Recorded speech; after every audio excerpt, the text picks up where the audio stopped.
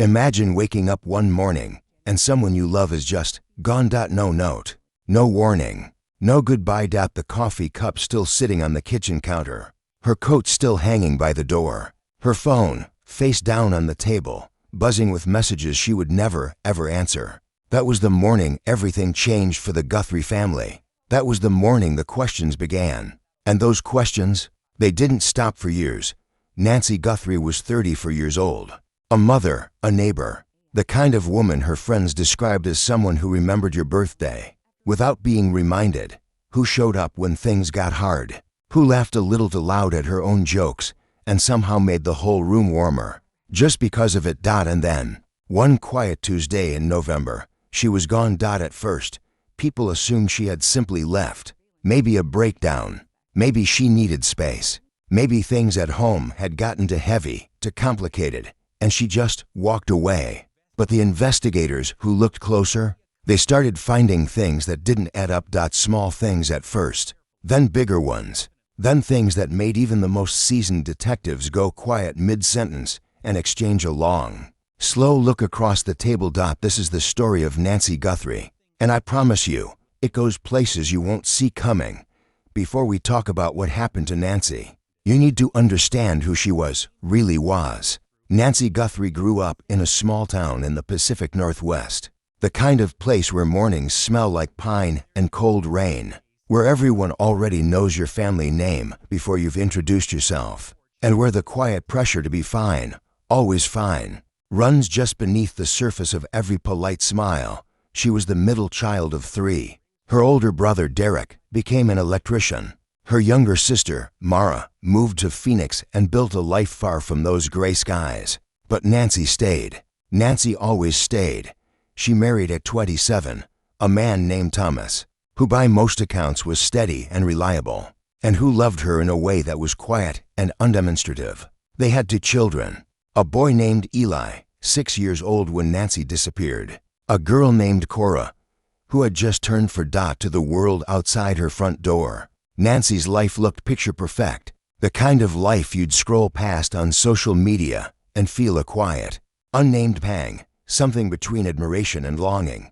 But the people who knew her well, really knew her, they'd tell you something very different. They'd tell you Nancy had a habit of going quiet when things got heavy, that she'd smile when she was breaking on the inside, that she carried things alone long past the point where she should have asked for help, that she had this particular look, just a flicker behind the eyes, gone in an instant, that told you the conversation happening on the surface wasn't the real one happening underneath. In the 2 years before she disappeared, several people close to Nancy noticed she seemed different, more distracted, more careful with every word. She canceled plans she'd normally never miss. She started locking her car door even when it was parked in her own driveway. Her closest friend, a woman named Jessie, later told investigators she felt like Nancy was afraid of something she couldn't name. But every time Jessie asked, Nancy would wave it off. She'd laugh it away. She'd say everything was fine, everything was not fine. Because 5 weeks after Jessie had that feeling she couldn't shake, Nancy Guthrie was gone. And what investigators would uncover in the months that followed would pull back the curtain on a life far more complicated, far more frightening, and far more heartbreaking than anyone in that small town had ever dared to imagine. The last confirmed sighting of Nancy Guthrie was on a Monday afternoon, ordinary in every way that made it extraordinary in hindsight. Security footage from the local grocery store showed her walking the aisles alone. She picked up milk, bread, a box of cereal her kids loved, and a bunch of yellow tulips that nobody ever quite figured out were meant for. She paid in cash, which her friends immediately noted was unusual for Nancy, who almost always used her debit card, and walked out into the parking lot at 2:47 p.m. That was the last time any camera ever captured her. When Thomas came home from work that evening and found the kids with the babysitter, dinner unstarted, no sign of Nancy anywhere, he assumed she'd simply gotten caught up somewhere. He put the kids to bed. He tried her phone. It went straight to voicemail. He tried again at 9, at 10, at midnight. By 6 the next morning, Nancy still hadn't come home, still wasn't answering. Something shifted deep inside him. He called Jessie. Then he called Nancy's sister Mara. Then he sat in the kitchen, the tulips still wrapped in plastic on the counter, waiting for someone to tell him what to do. Nobody knew what to do. The police, when he finally called them, were measured and careful in their response. Adults leave sometimes, they told him. There's often a reasonable explanation. Give it 48 hours. These things usually resolve on their own. But the first officer to walk through that house, a 12-year veteran named Detective Carol Reyes, said later that she felt something was wrong the moment she stepped inside. She couldn't explain it immediately. Something in the air, she said, something that experience had taught her, quietly and firmly, not to ignore. Detective Reyes went back to that house 3 times in the first week. Each time, she left with more questions than she'd arrived with, and fewer answers. The first thing that stopped her was Nancy's phone, still sitting on the table where Thomas had found it. Left behind, something that felt profoundly wrong in a world where most people wouldn't walk to the mailbox without their device. The phone was password protected, but the last unlocked activity before it went dark told a partial story, a search history that Nancy had tried to delete, but not completely enough. The searches were vague enough to mean almost anything, and specific enough to mean something very particular.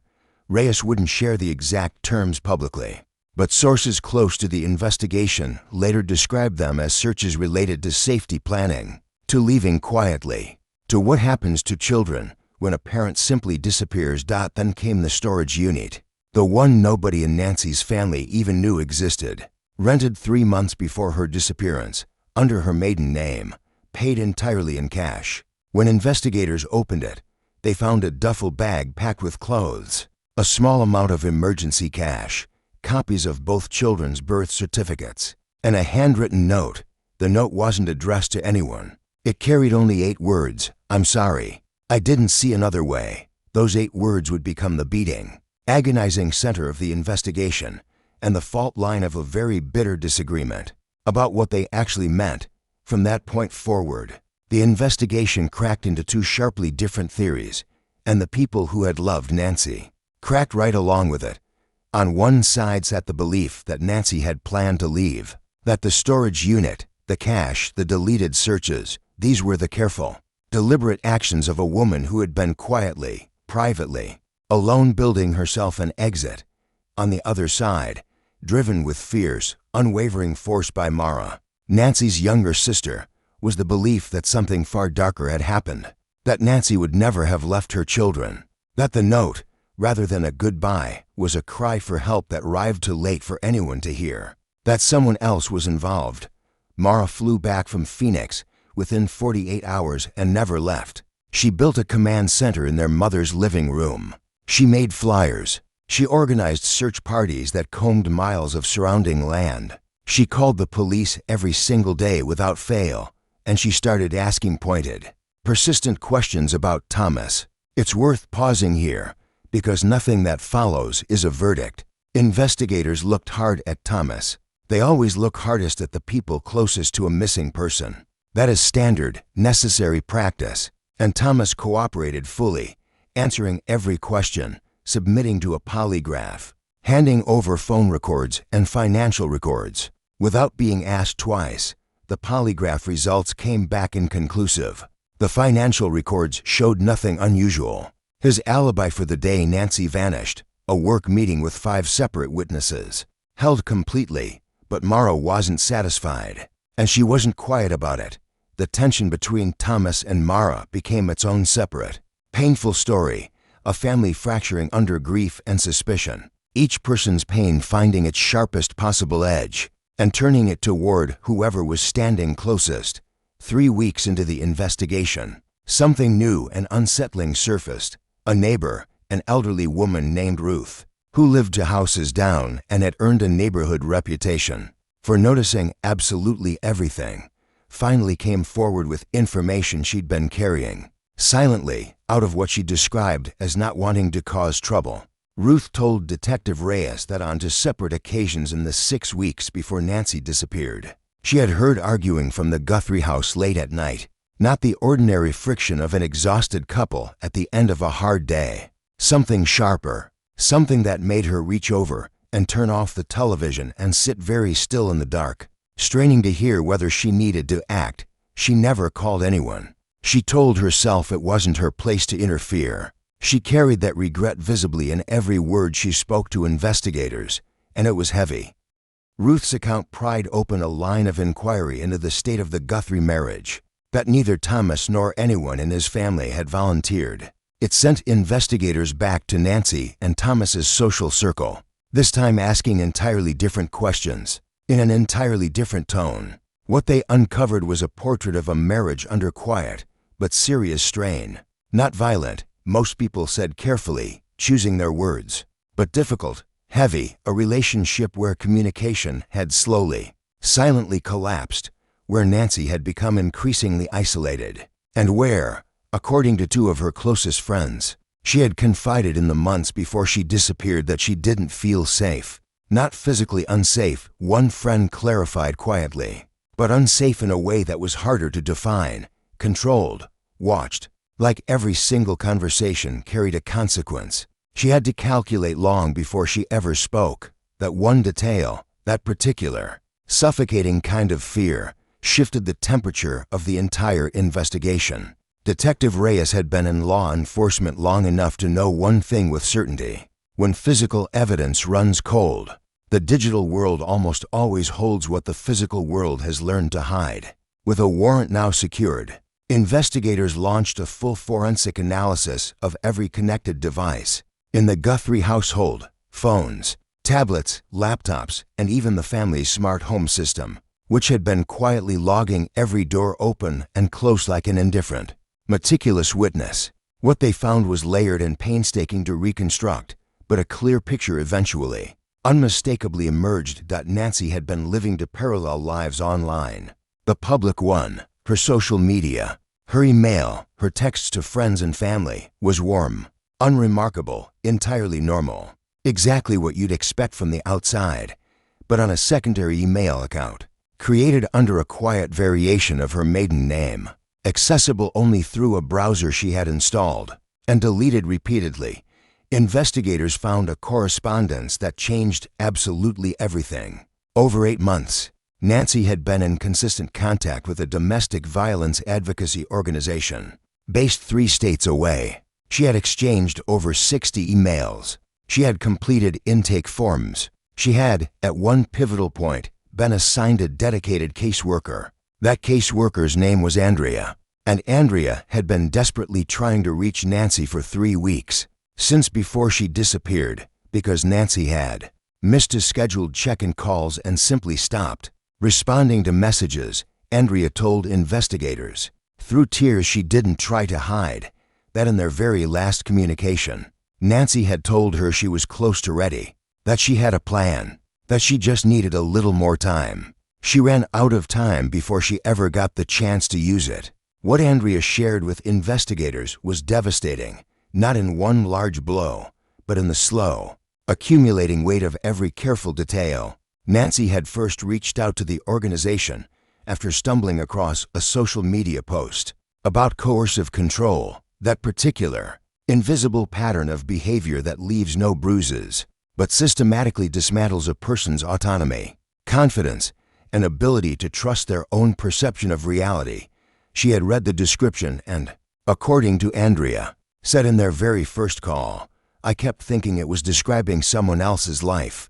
And then I sat with it long enough to realize I'd been living with that feeling for 3 years." Nancy had been building a plan to take her children and leave. She had the storage unit ready. She had made contact with a shelter in another state that had confirmed space for her family. She had researched the legal landscape, what it would mean for the kids, what protections existed, what she could do to keep them safe through whatever came next. But she was afraid. Not irrationally so, the clear-eyed, hard-won kind of afraid that comes from understanding one brutal truth. The most dangerous moment for a woman in her situation is the moment she tries to leave. She had been building courage and gathering resources for months, quietly, carefully, alone. And then, just weeks before she was finally ready to act, she vanished. The question that now consumed the investigation was devastating in its terrible simplicity. Did Nancy choose to run? Or was she stopped before she ever got the chance? Because here's the agonizing truth about that question. Both answers break your heart. One means she is out there, somewhere, starting over, and her children are growing up without her anyway. The other means something that no one in that small town wanted to say out loud. And investigators were no longer willing to look away from either possibility. 7 months after Nancy Guthrie disappeared, a long-distance truck driver named Gary pulled into a rest area off Interstate 84 and made a phone call that quietly reopened everything. Gary had spotted a flyer in a roadside diner, one of the hundreds that Mara had distributed relentlessly across 4 states, and something about it had been nagging at him for weeks, the way a small thing does when your instincts are telling you it isn't small at all. He had seen a woman matching Nancy's description at a gas station in eastern Oregon, roughly 4 days after she went missing. She was alone. She looked calm, but deeply tired. She paid cash for a tank of gas and a bottle of water, then drove away in a car he didn't recognize and couldn't fully describe. What Gary remembered most clearly, the one detail that had lodged itself and refused to let go, was the way the woman looked at him when their eyes met, briefly across the FORECOURT. Not afraid, he said. Not like someone running from something. Like someone who had already run far enough to finally, quietly breathe. It wasn't definitive. It wasn't proof of anything on its own, but it was the first credible sighting, and it shifted the entire center of gravity of the investigation. Investigators quietly pivoted to working the theory that Nancy had made it out, that the plan she had built so carefully, so privately, so alone had worked, at least in part, that she was alive somewhere under a different name, waiting for the moment it felt safe enough to come back for her children, or slowly, painfully accepting that she couldn't. The agony of that possibility, that she might be alive, might be safe, and her children still wake up every single morning without her, sat at the very center of everything that came next. Eli and Cora Guthrie are older now. Eli is 11. Cora just turned 9. They live with Thomas, who by every account has been a steady, present, and deeply committed father through years of uncertainty that would quietly destroy most people. He has never spoken publicly about the investigation beyond a brief early statement, asking for privacy and for anyone with information to come forward. He attends the kids' school events without fail. He coaches Ellie's soccer team on Saturday mornings. He has, by all appearances, built something that looks remarkably like quiet, deliberate normalcy round 2 children who have earned every bit of it.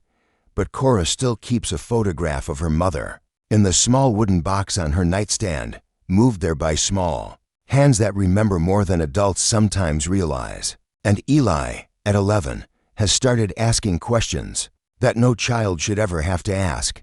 Questions that the adults around him don't, yet have honest answers to give. Mara still posts on the family's Facebook page dedicated to finding Nancy, less often now, because life does move forward, even when every part of you wishes it wouldn't. But she has never stopped believing, not for a single day, that her sister is somewhere out there. The investigation remains officially open. No charges have ever been filed. No remains have ever been found. No confirmed direct contact from Nancy has been established, though investigators have followed dozens of leads reaching across multiple states. Over multiple years, Detective Reyes, now retired, gave one interview after leaving the force. She said, "In 30 years on the job, I've rarely worked a case that stayed with me the way this one has. Not because of what we found, because of what we never found. Because there is a woman out there, somewhere, whose story isn't finished yet. And until we know how it ends, one way or the other, we don't get to stop looking." That is the terrible, true, and persistent heart of this story. Nancy Guthrie walked out of a grocery store carrying yellow tulips and drove into an ordinary Tuesday afternoon. She had a plan. She had people who loved her fiercely. She had children who needed her more than words can hold. She had a caseworker in her corner and a storage unit with her entire future packed inside a single duffel bag, and the world hasn't heard from her since. Stories like Nancy's don't end when the credits roll. They live on, in real families, in real communities. In children who grow up carrying a silence no kid should ever have to carry alone. If this story moved you, if something in it felt familiar, or painful, or quietly urgent in a way you can't quite name, I want to ask you to sit with that feeling for a moment. Don't scroll past it.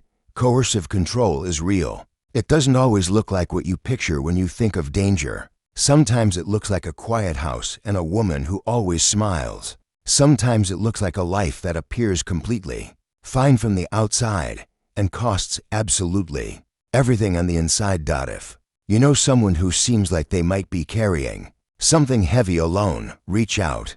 Not with pressure, not armed with answers, just with presence, with the simple, powerful act of saying, I see you. I'm here. You don't have to be fine with me.